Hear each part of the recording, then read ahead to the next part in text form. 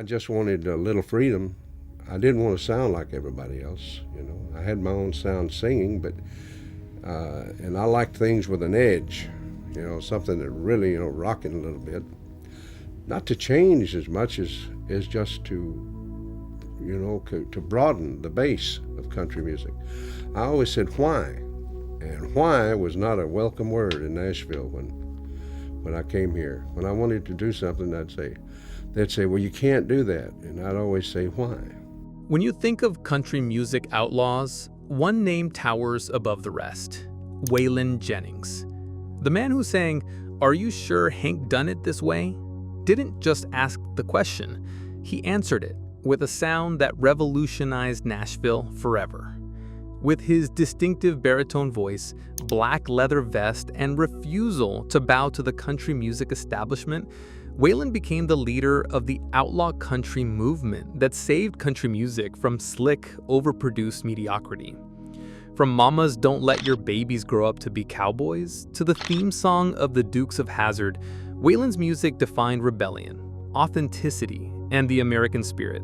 But behind the outlaw image was a man who survived one of music history's most tragic nights, battled demons that nearly destroyed him, and ultimately found redemption through love and music. I tried to find a time in my life that I thought, well, I want to be a country singer, and I just can't find a place. I was born one. That was something I was born with. Music's always been one of the most important things in my whole life. Waylon Arnold Jennings was born on June 15, 1937, in the small West Texas town of Littlefield, during the heart of the Great Depression. His father, Laureen Beatrice, worked as a truck driver, while his mother, Laureen Beatrice, struggled to keep the family together. Money was scarce, but music was abundant in the Jennings household. At age 8, Waylon's mother bought him his first guitar for $12, a significant expense for a family barely making ends meet. By age 12, he was already performing on local radio station KVOW, earning money to help support his family.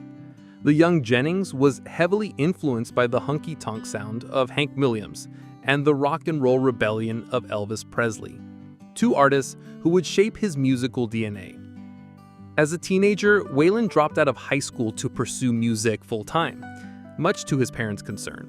He formed his first band, the Texas Longhorns, and began playing honky-tonk bars across West Texas and New Mexico.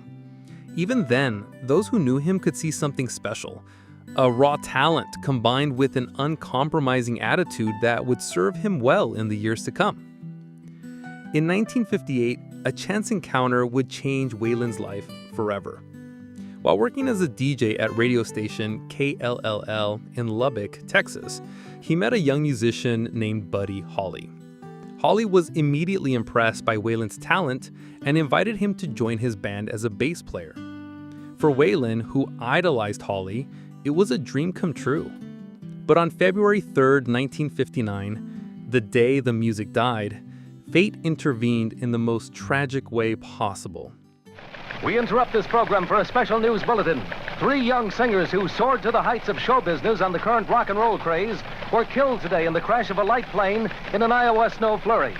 The singers were identified as Richie Valens, 17, Buddy Holly, 22, and J.P. Richardson, known professionally as the Big Bopper. Waylon was supposed to be on that plane. In a twist of fate, he'd given up his seat to the Big Bopper, who was suffering from the flu.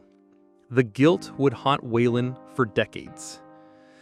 After Holly's death, Waylon returned to Texas, devastated and unsure of his future. He formed a new band and continued playing clubs, but success remained elusive. In 1965, he made the pivotal decision to move to Nashville, the heart of country music. However, Nashville's polished, formulaic approach to country music clashed with Waylon's raw, rock-influenced style.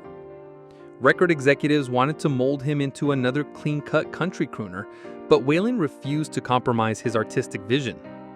After several failed attempts with different labels, he signed with RCA Records in 1965. Still, the label tried to force him into their cookie-cutter mold, using studio musicians and arrangements that stripped away his authenticity.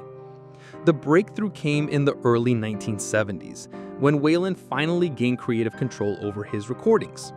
His 1973 album, Honky Tonk Heroes, marked the beginning of the outlaw country movement. Along with Willie Nelson, Chris Christopherson, and later Tom Paul Glazer, Waylon rebelled against Nashville's restrictive practices, demanding the right to use his own musicians and produce his own sound. Waylon's personal life was as turbulent as his music was revolutionary. He married 4 times, with his relationships often suffering due to his relentless touring schedule and later his struggles with addiction. His 4th marriage to fellow country singer Jessi Colter in 1969 would prove to be his salvation. Jessi not only understood the music business, but also became his anchor during his darkest times. By the mid-1970s, Waylon was consuming massive amounts of amphetamines, reportedly $1,500 worth per day at his peak. The drugs fueled his creativity and energy, but nearly destroyed his health, relationships, and career. He later admitted, "I was trying to kill myself. I just didn't have the guts to pull the trigger." Despite his personal struggles, Waylon's music continued to resonate with audiences.